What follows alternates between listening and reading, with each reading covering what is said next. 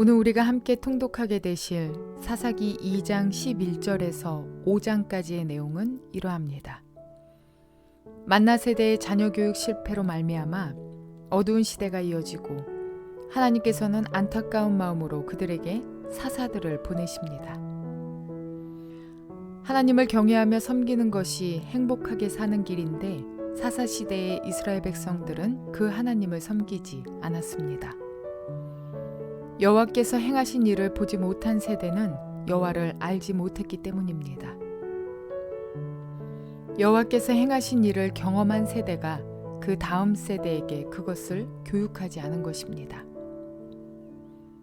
가나안 땅에 자리를 잡은 이스라엘 백성들은 농사 짓는 법, 집을 건축하는 법, 맛있는 음식을 만드는 법에 대해서는 아마도 열심히 교육했을 것입니다.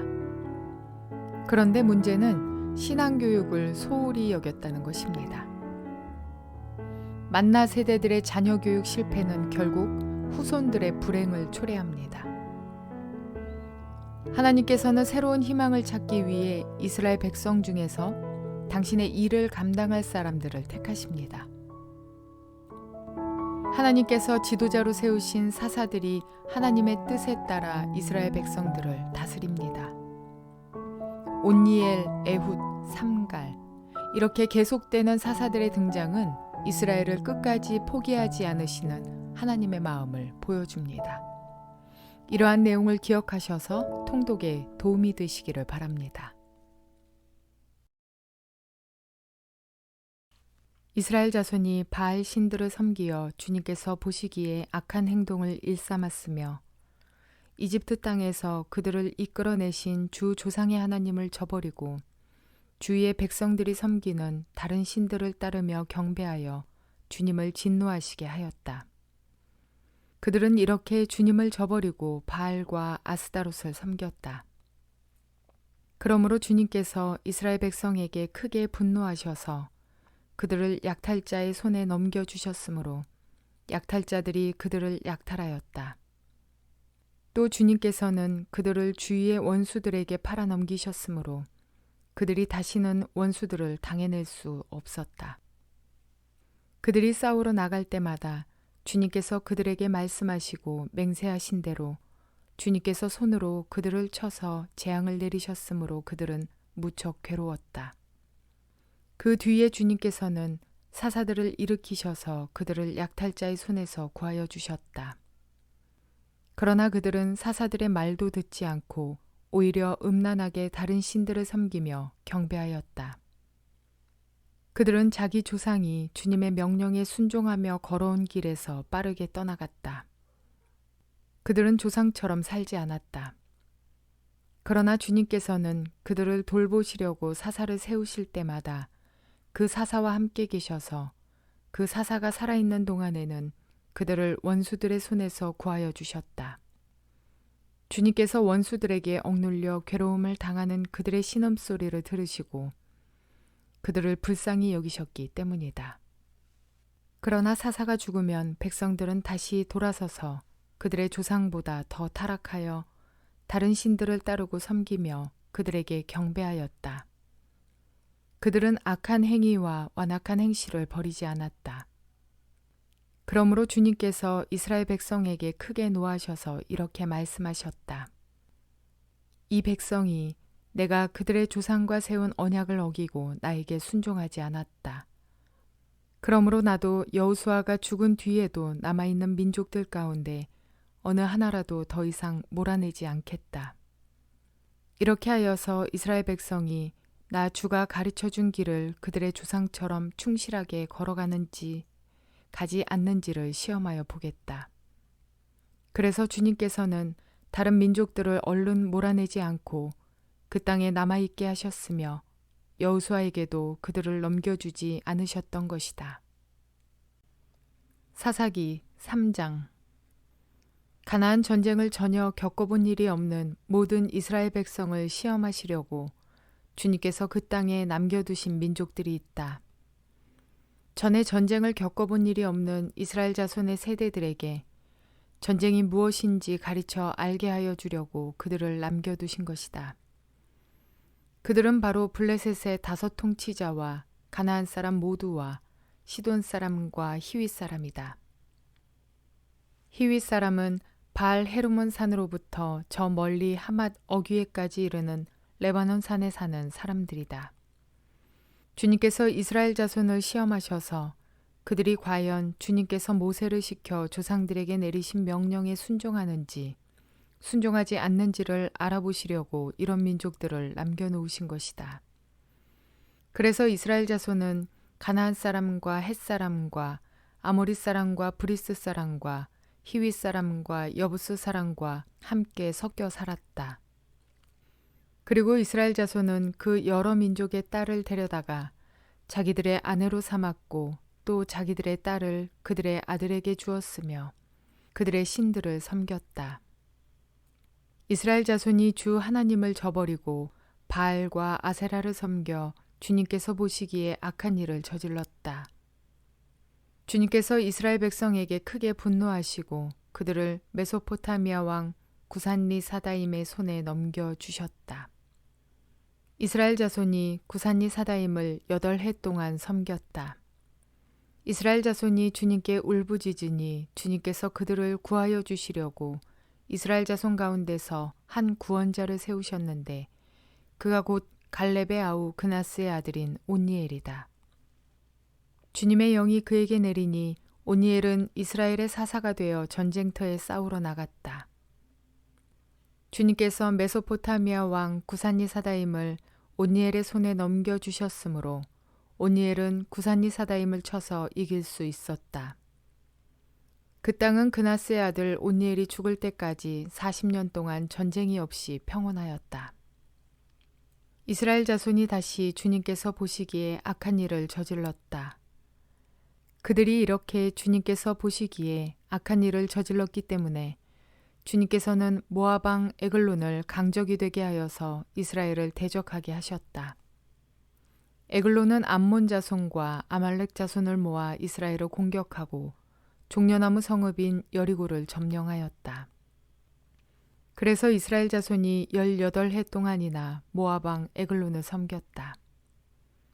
이스라엘 자손이 주님께 울부짖으니 주님께서 그들에게 한 구원자를 세우셨는데 그가 곧 베냐민 지파 게라의 아들인 왼손잡이 에훗이다.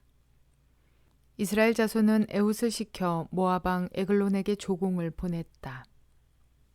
그러자 에훗은 길이가 한 자쯤 되는 양쪽에 날이 선 칼을 만들어서 오른쪽 허벅지 옷 속에 차고 모압 왕 에글론에게 가서 조공을 바쳤다. 에글론은 살이 많이 찐 사람이었다. 에훗은 조공을 바친 뒤에 그 조공을 메고 온 사람들을 돌려보냈다. 그러나 에훗 자신은 길갈 근처 돌 우상들이 있는 곳에서 되돌아와 에글론에게 임금님 제가 은밀히 드릴 말씀이 있습니다 하고 아뢰었다. 왕이 모시고 섰던 부하들에게 물러가라고 명령하자 그들은 모두 물러갔다. 에훗이 왕에게 다가섰을 때에 마침 왕은 시원한 그의 집 다락방에 홀로 앉아 있었다. 에훗이 임금님께 전하여 드릴 하나님의 말씀이 있습니다 하니 왕은 자리에서 일어섰다. 그때에 에훗은 왼손으로 오른쪽 허벅지에서 칼을 뽑아 왕의 배를 찔렀다. 칼자루까지도 칼날을 따라 들어가서 칼끝이 등 뒤로 나왔다.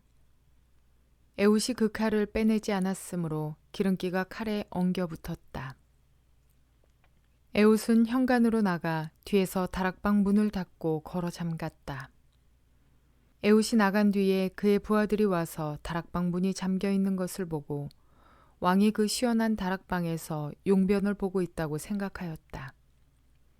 그러나 오랫동안 기다려도 왕이 끝내 다락방 문을 열지 않으므로 열쇠를 가져다가 문을 열고 보니 왕이 죽은 채로 바닥에 쓰러져 있었다.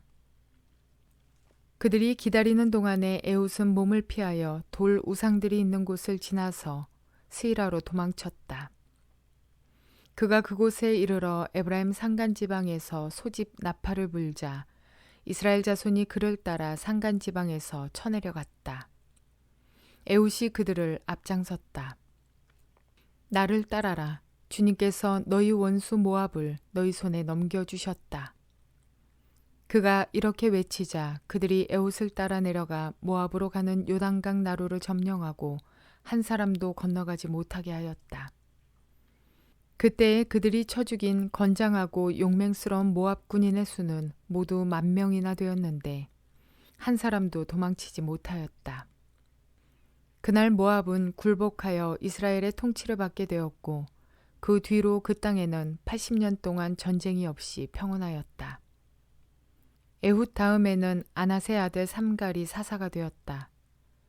그는 소를 모는 막대기만으로 블레셋 사람 600명을 쳐 죽여 이스라엘을 구하였다. 사사기 4장. 에훗이 죽은 뒤에 이스라엘 자손은 다시 주님께서 보시는 앞에서 악한 일을 저질렀다. 그래서 주님께서는 하솔을 다스리는 가나안 왕 야빈의 손에 그들을 내주었다. 그의 군 지휘관은 이방인의 땅 하로셋에 사는 시스라였다. 야빈은 철병거 900대를 가지고 있었으며 20년 동안 이스라엘 자손을 심하게 억압하였다. 그래서 이스라엘 자손은 주님께 울부짖었다. 그때에 이스라엘의 사사는 랍비돗의 아내인 예언자 드보라였다. 그가 에브라임 산간 지방인 라마와 베델 사이에 있는 드보라의 종려나무 아래에 앉아 있으면 이스라엘 자손은 그에게 나와 재판을 받곤 하였다.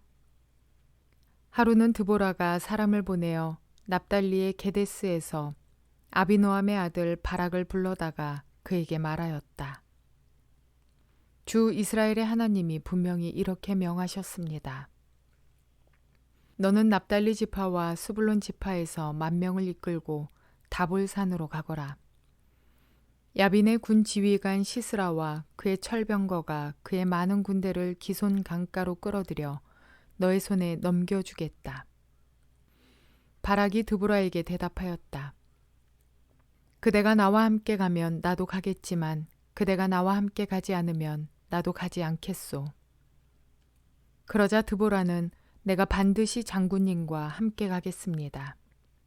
그러나 주님께서 시스라를 한 여자의 손에 내주실 것이니 장군께서는 이번에 가는 길에서는 영광을 얻지 못할 것입니다. 하고 일어나 바락과 함께 게데스로 갔다. 바락이 수불론과 납달리 지파를 게데스로 불러 모았다. 바락이 10,000명의 군사를 이끌고 쳐올라갔고 드보라도 그와 함께 떠났다. 그런데 모세의 장인 호밥의 자손 가운데 헤벨이라고 하는 겐 사람이 동족을 떠나 게데스 부근에 있는 사하나님 상수리 나무 곁에 장막을 치고 살았다. 시스라는 아비노함의 아들 바락이 다볼산으로 올라갔다는 소식을 전하여 듣고 그의 전 병력 곧 900대의 철병거와 그가 거느린 온 군대를 이방인의 땅 하로셋에서 기손 강가로 불러 모았다. 드보라가 바락에게 말하였다.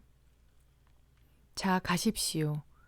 오늘이 바로 주님께서 시스라를 장군님의 손에 넘겨주신 날입니다. 주님께서 친히 그대 앞에 서서 싸우러 나가실 것입니다.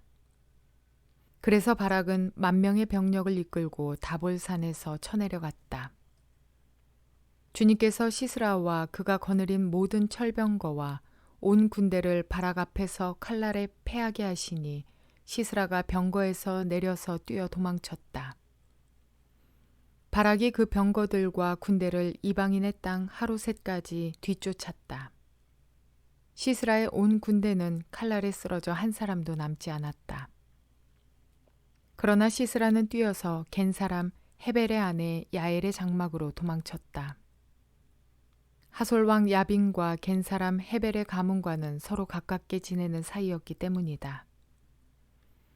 야엘이 나아가 시스라를 맞으며 들어오십시오, 높으신 어른, 안으로 들어오십시오. 두려워하실 것 없습니다 하고 말하였다. 시스라가 그의 장막으로 들어오자 야엘이 그를 이불로 덮어주었다. 내가 목이 마르니 물 좀 마시게 하여 주시오 하고 시스라가 간절히 청하자 야엘이 우유가 든 가죽 부대를 열어 마시게 하고는 다시 그를 덮어주었다. 시스라가 그에게 장막 어귀에 서 있다가 만약 누가 와서 여기에 낯선 사람이 있느냐고 묻거든 없다고 대답하여 주시오 하고 부탁하였다. 시스라는 지쳐서 깊이 잠이 들었다. 헤벨의 아내 야엘은 장막 말뚝을 가져와서 망치를 손에 들고 가만히 그에게 다가가서 말뚝을 그의 관자놀이에 박았다. 그 말뚝이 관자놀이를 꿰뚫고 땅에 박히니 그가 죽었다. 바로 그때 바락이 시스라를 뒤쫓고 있었다. 야일이 나가서 그를 맞으며 그에게 말하였다. 어서 들어가십시오. 장군께서 찾고 계신 사람을 내가 보여드리겠습니다. 바락이 그의 장막으로 들어가 보니 시스라가 죽어 쓰러져 있고 그의 관자놀이에는 말뚝이 박혀 있었다. 이렇게 하나님이 그날에 이스라엘 자손 앞에서 가나안 왕 야빈을 굴복시키셨다. 이스라엘 자손은 점점 더 강력하게 가나안 왕 야빈을 억압하였고 마침내 가나안 왕 야빈을 멸망시켰다. 사사기 5장. 그날 드보라와 아비노함의 아들 바락이 이런 노래를 불렀다. 이스라엘의 영도자들은 앞장서서 이끌고 백성은 기꺼이 헌신하니 주님을 찬양하여라. 너희 왕들아 들어라. 너희 통치자들아 귀를 기울여라. 나 곧 내가 주님을 노래하련다. 주 이스라엘의 하나님을 찬양하련다. 주님께서 세일에서 나오실 때에, 주님께서 에돔 땅에서 출동하실 때에 땅은 흔들리고 하늘은 물을 쏟아내고 구름은 비를 쏟았습니다. 산들이 주님 앞에서 진동하였고 저 신의 산마저 주 이스라엘의 하나님 앞에서 진동하였습니다. 아낫의 아들 삼갈 때에도 야엘 때에도 큰 길에는 발길이 끊어지고 길손들은 뒷길로 다녔다. 나 드보라가 일어나기까지, 이스라엘의 어머니인 내가 일어나기까지 이스라엘에서는 용사가 끊어졌다. 그들이 새 신들을 택하였을 때에 성문에 전쟁이 들이닥쳤는데 4만 명 이스라엘 군인 가운데 방패와 창을 가진 사람이 보였던가. 나의 마음이 이스라엘의 지휘관들에게 쏠렸다. 그들은 백성 가운데서 자원하여 나선 용사들이다. 너희는 주님을 찬양하여라. 흰 나귀를 타고 다니는 사람들아, 양탄자를 깔고 사는 사람들아, 길을 걸어가는 행인들아, 사람들에게 전하여라. 물 깃는 이들 사이에서 들리는 소리, 활 쏘는 사람들의 요란한 저 소리, 거기서도 주님의 의로운 업적을 들어 말하여라. 이스라엘 용사들의 의로운 업적을 들어 말하여라. 그때 주님의 백성이 성읍으로 들어가려고 성문께로 내려갔다. 일어나라, 일어나라, 드보라야 일어나라. 일어나서 노래를 불러라. 일어나라, 바라가, 포로들을 끌고 가거라. 아비노함의 아들아. 그때 살아남은 이들이 백성의 지도자들과 더불어 내려왔고 주님께서 나를 도우시려고 용사들 가운데 내려오셨다. 에브라임에게서는 아말렉의 뿌리를 내린 사람들이 내려오고 베냐민의 뒤를 이어서는 너의 백성이 내려오고 마길에서는 지휘관들이 내려오고 스불론에서는 지휘봉 잡은 이들이 내려왔다. 이사갈의 지도자들이 드보라와 합세하고 이사갈과 바락도 이에 합세하여 그의 뒤를 따라 골짜기로 달려갔다. 그러나 르우벤 지파 가운데서는 마음에 큰 반성이 있었다. 어찌하여 네가 양의 우리에 앉아 양떼를 부르는 피리 소리나 듣고 있는가? 르우벤 지파에서는 마음에 큰 반성을 하였다. 어찌하여 길르앗은 요단강 건너에 자리 잡고 있고 어찌하여 단은 배 안에 머물러 있는가? 어찌하여 아셀은 바닷가에 앉아 있는가? 또 그 부둣가에서 편히 쉬고 있는가? 수블론은 죽음을 무릅쓰고 생명을 아끼지 않고 싸운 백성이요. 납달리도 들판 언덕 위에서 그렇게 싸운 백성이다. 여러 왕들이 와서 싸움을 도두었다. 가나안 왕들이 무깃도의 물가 다안악에서 싸움을 도두었으나 그들은 탈취물이나 은을 가져가지 못하였다. 별들이 하늘에서 시스라와 싸웠고 그 다니는 길에서 그와 싸웠다. 기손 강물이 그들을 휩쓸어 갔고 옛강 기손의 물결이 그들을 휩쓸어 갔다. 나의 영혼아, 너는 힘차게 진군하여라. 그때의 말발굽 소리가 요란하였다. 군마가 달리는 소리, 그 달리는 말발굽 소리가 요란하였다. 메로스를 저주하여라. 주님의 천사가 말하였다. 그 안에 사는 주민들을 저주하고 저주하여라. 그들은 주님을 도우러 나오지 않았다. 주님을 돕지 않았다. 적의 용사들과 싸우러 나오지 않았다. 겐 사람 헤벨의 아내 야일은 어느 여인보다 더 복을 받을 것이다. 장막에 사는 어떤 여인보다도 더 복을 받을 것이다. 시스라가 물을 달라고 할 때 야일은 우유, 곧 엉긴 우유를 귀한 그릇에 담아주었다. 왼손에는 장막 말뚝을 쥐고 오른손에는 대장장이의 망치를 쥐고 시스라를 쳐서 머리를 깨부수고 관자놀이로 꿰뚫어 버렸다. 시스라는 그의 발 앞에 고꾸라져서 쓰러진 채 누웠다. 그의 발 앞에 고꾸라지며 쓰러졌다. 고꾸라진 바로 그 자리에서 쓰러져서 죽고 말았다. 시스라의 어머니가 창문으로 내다보며 창살 틈으로 내다보며 울부짖었다. 그의 병거가 왜 이렇게 더디 오는가? 그의 병거가 왜 이처럼 늦게 오는가? 그의 시녀들 가운데서 가장 지혜로운 시녀들이 대답하였겠고 시스라의 어머니도 그 말을 따라 이렇게 혼잣말로 말하였을 것이다. 그들이 어찌 약탈물을 얻지 못하였으랴. 그것을 나누지 못하였으랴. 용사마다 한두 처녀를 차지하였을 것이다. 시스라가 약탈한 것은 채색한 옷감, 곧 수노와 채색한 옷감이거나 약탈한 사람의 목에 걸칠 수놓은 두 벌의 옷감일 것이다. 주님, 주님의 원수들은 이처럼 모두 망하고 주님을 사랑하는 사람들은 힘차게 떠오르는 해처럼 되게 하여 주십시오. 그 뒤로 그 땅에는 40년 동안 전쟁이 없이 평온하였다. 오늘 통독을 통해 두 가지의 중요한 사실을 깨닫게 됩니다. 첫째는 교육의 부재입니다. 모세는 신명기를 통하여서 내 하나님 여호와를 사랑하라 라는 말씀과 함께 자녀들에 대한 교육도 강조하여 당부했었습니다. 신명기 6장 7절은 이렇게 말씀하고 있습니다. 네 자녀에게 부지런히 가르치며 집에 앉았을 때에든지 길을 갈 때에든지 누워있을 때에든지 일어날 때에든지 이 말씀을 강론할 것이며